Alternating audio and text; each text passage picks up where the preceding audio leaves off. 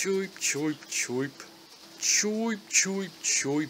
I don't buy it. An underground library should not be this free of mold, especially when the floor above it looks so dingy. These bullets obviously aren't great homemakers. A plethora of tables, even paintings and chandeliers, but nowhere to sit. Seats are provided on rare occasion, but they're mostly decorative, flimsy. In all fairness, maybe they never became popular because of their flat primer butts, and the targeted pressure of a stool may fire them. Maybe chairs only caught on with the more regal and stereotypically unmoving among them. I guess the developers really did think this whole life as a bullet thing through. Welcome to the Gungeon, Dungeon of Guns. Located on some planet in the hegemony of man. It reorganizes and just won't let the Gungeoneers die. Classic roguelike. And the prize the dungeon offers you is the gun that can kill the past. Sort of a time travel gun, I'm guessing. Enticing to Gungeoneers with troubled pasts. This seems like a very good setup for story, especially for such a gameplay-focused genre. But I don't really know what the story is like. I've read there's a story segment for each character, and that may be where the meat of the story lies. But I've yet to actually unlock any of it. I've played for over 50 hours, and only reached the final boss once. Just once. I died 124 times. And nothing doing. I've just seen the intro and some NPC chatter. Not much. I wonder what Blue Master Chief wanted to redo. Don't worry, I won't go the mean route here. At the very least, much like The Binding of Isaac, there is a distinction between a completed run and finishing the game. But Enter the Gungeons is also quite hard to achieve. You have to reach the final floor with usually hard to find ingredients. Fortunately, you can do this across multiple runs, but I died every time I came close. Did some research and realized there's even more to the true ending than I thought. This game is frustratingly all or nothing. It does have ways to improve the odds of future runs being successful, but almost all of them involve boons in Gungeon, new NPCs, allowing you to say sacrifice health for cash. You can unlock new weapons and items with the roguelike hegemony currency, meaning you can find more weapons or buy them. With the in-Gungeon currency, shell casings. Something you would think has no value in a place where the enemies are bullets, while firing bullets as you return fire with bullets. Wait, sentient bullets and sentient locks. What do locks have in common with bullets apart from in real life you can shoot them open? The keys don't have eyes, and here are bullets jumping into a cylinder. This game must be murder on those who hunt symbolism. So your flexibility improves, as well as your arsenal selection, because of the significance that the species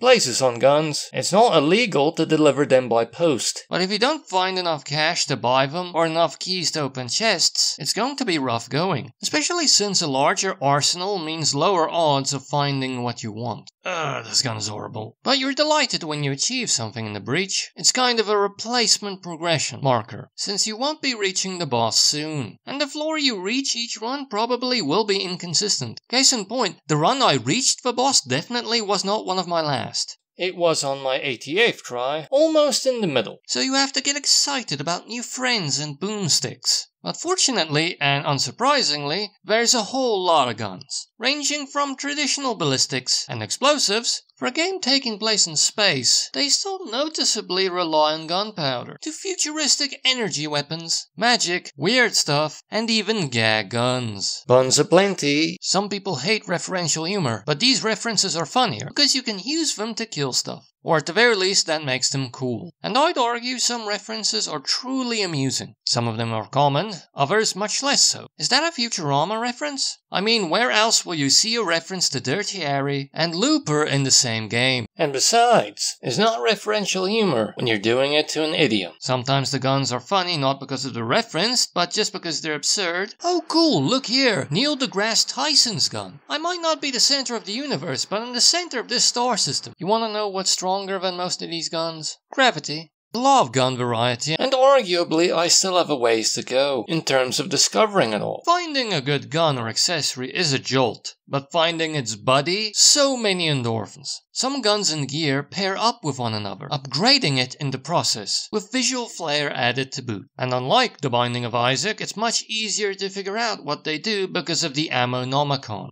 Even the combos that leave more to your logic to figure out can be sussed out to a fair amount. You even need to walk through less for dungeon progress in general. I feel this game is a bit more self-explanatory. Maybe it's a bit more straightforward and a bit less mysterious. Although in all fairness, this is not my first roguelike. But I still needed some help figuring out where secrets usually spawn, how to handle these doors, etc. You probably also will need it to discover one, maybe two stats that the game doesn't really mention or explain: coolness and curse level. You may be able to intimate it by utilizing knowledge from other roguelike games. Curse level probably makes things harder, maybe that accompanies more reward, or maybe it's just a difficulty spike, something like that. But what you have to go on without that external knowledge is rather vague. Gameplay focused, very fun. You can dodge roll, you're invulnerable while you do it. If jumping directly into gunfire may require you to battle your instincts a bit. And to comply even more with the expected action level of this Gunganza, you can flip dimension tables to make cover and slide over them as though splinters didn't exist. I'd argue that neither of those moves are that useful. Tables break, and how many milliseconds is this slide really saving? My instinct was to do something else. Is it really worth forcing it into my repertoire? But hey, it's a fun way to make a mess. Sliding over this long table unimpeded, as though it were a bit in the Naked Gun. Visually it's good, a very detailed pixel art style. Even in the reload animation. A cute wobbly pilot, cute gun-toting bullets. The thing from Bubble Puzzle is both weapon and enemy. Distinct, and you know what bullet pattern or attack to expect on sight, if you can remember. Gameplay-wise, memorization and reflexes are the name of the game. There's a whole lot of anthropomorphized ammo antagonists bouncing around. Look, tiny bullet bills, and old musty floors with bright green flashing revolver cylinders to teleport you about effortlessly. Quick side note, the boss puns are good too. They really leaned into the gun fetishism in a lovely way. The thematic unity stops there though. Do they need a sewer? But in all fairness, where else are they going to get rid of the evidence? And you deal with space aliens to kings. All looks good, and the rooms do tend to have a sort of irregular shape, not purely square or rectangular. Maybe gives you more cover. The only real visual issues it has is that on occasion those rooms can repeat, but perhaps that's to be expected. And all the clutter lying about, necessitating a vacuum, kind of makes my skin crawl sometimes.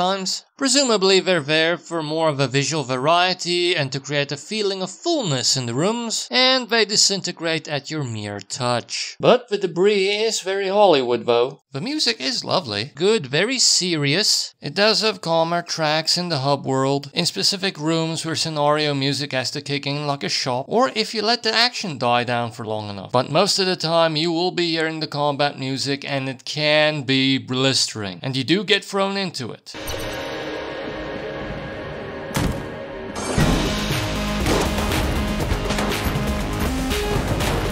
It usually lilts from the more intense rhythm to a less intense.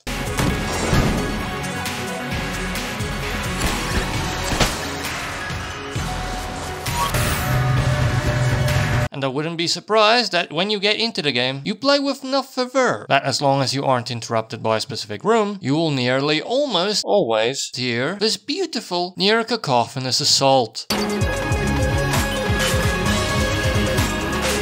Sci-fi river dance. Really aggressive and melds nicely with the combat. If it doesn't give you a headache, or at the very least you will have to endure highly pitched noises. The game also has Samescreen Co-op, and I have tested it with friends. It's quite a fun option, as long as you two can work together and responsibly divvy up the loot. Because the first one to get it has it. As said, I have yet to complete one single run, but altogether I played for about 52 hours. I include some co-op and stuff here. Some will last longer, a lot of people will not. But in all fairness, I didn't use the shortcuts. Usually these types of games construe that as kind of a hollow victory, and I just kind of assumed it was the same case here, especially since you have the shopping list you have to drag with you from the first floor onward. But when you use the shortcuts, they do give some weapons to choose from as a head start, so maybe those who use them will fare better than I did. And it is cheap on Steam, 145 Rand full price, 58 Rand on sale. That's 1 Rand 12 cents for me, which is splendid. And maybe this would make a good in-between game once the initial excitement has worn off. I mean, The Binding of Isaac Rebirth, I only initially played for about 20 concurrent hours before I got bored. For in-between game time, I believe it's over 80 now. And I'd argue this game gives a similar enough thrill. Plus, this game's co-op is more fun, I think. In Isaac, player 2 floats around, kind of like one of those ghost buddies. I'm going to harp less about controller flexibility, because I recently found Steam Input, a function Steam provides, and all of a sudden, most controllers should work. I really wish I had known about this years ago. Both my Xbox controllers have enough analog problems that they're kind of unusable, and they're fairly new. Yet my two unofficial controller types, both of whom I believe are around 10 years old, they seem perfectly unfazed. And it has a small download size as it only takes up 318.4 megabytes on the hard drive. And it works on the Warhorse fairly well. That's slightly surprising. I thought its pixel art was lush enough and the screen chaotic enough that lag would ensue. But instead we have an acceptable frame rate drop and maybe the odd jolt. Can't remember it that well, but I did play a fair amount of it during the Warhorse test and had fun. So I'd argue it's playable in this state. Stereotypically it's kid-friendly. So many bullets, no blood. Some people may find the word Philistine offensive. And one of the weapons you can find is the composite gun, which may be a bit of a creepy inclusion to those people who prefer higher levels of gun control. The game has a good detailed pixel art style. It's nice and cartoony. Sometimes the guns are bigger than the Gungeoneers themselves. Decent areas, great enemy design, lovely gunny light shows, visualizations of weird guns, bad clutter, good music, serious music that's intense and shifting, rhythmic.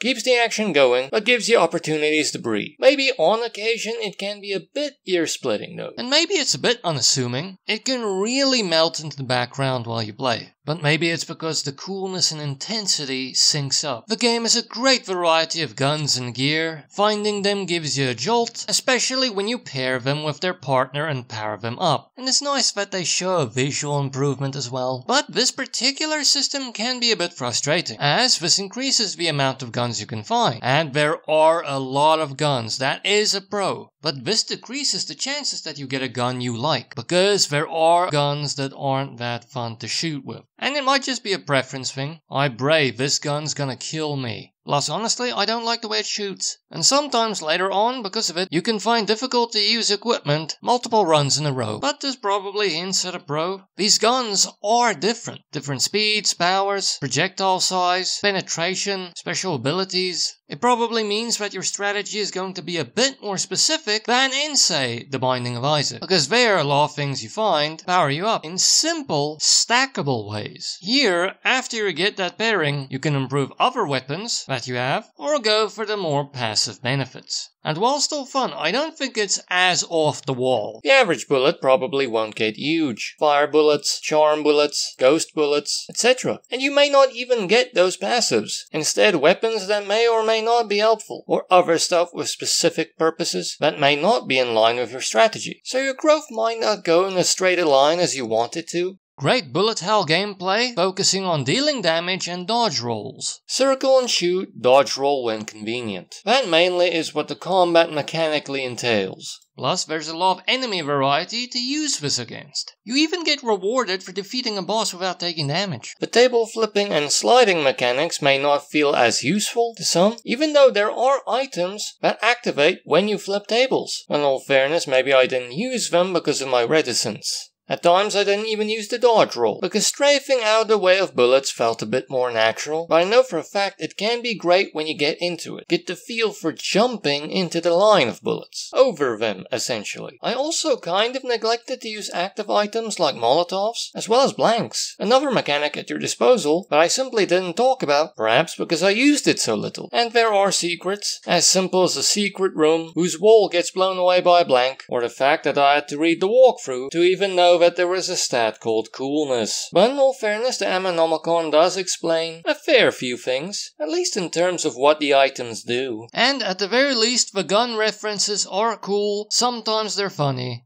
the puns usually are. On the maybe side, actually finding substantial amounts of story requires a lot of gameplay. If I'm even right that you can unlock story, maybe the bits and pieces of story given in the Ammoconda could serve as story in a FromSoft clue board kind of way, and it can accompany the sight gags and puns nicely. So gameplay, gun variety, will have to be the draw. And I continue comparing it to The Binding of Isaac. That's probably the company it keeps, just to give you a bit more clarity about what you're getting into. On the con side, to me the weapon variety and the references and everything was enough to stick around. Keep buying new weapons with the roguelike currency, keep performing runs, but the feeling of progress felt a bit lacking because of how far in the dungeon I would make it would be quite inconsistent. The frequency with which I found new guns lowered, as did my interest, my excitement. And maybe if there was something else to stick around for, it would feel less frustrating. For instance, easier to access story, or other roguelike elements to make things easier. But once again, please remember, I liked it enough to play 52 hours of it. And maybe those other roguelike tools are here, I just haven't unlocked them yet. Honestly, I started to fatigue around hour 35, maybe hour 40, but I really do not regret playing this game at all. It is brilliant. Come on, play it, and see the lives of those who live an ordinanced life, living to shoot for probably a short amount of time. But if you look carefully, you can see their passions when you're not around. Markers that they aren't just bloodthirsty. They garden, they read, they seem to play snooker. Okay, maybe they just can't stop shooting. It's absolute punishment.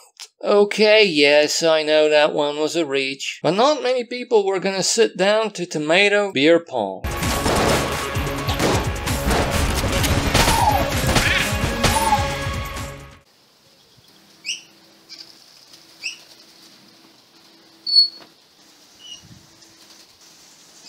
Choip, choip, choip. Choip, choip, choip.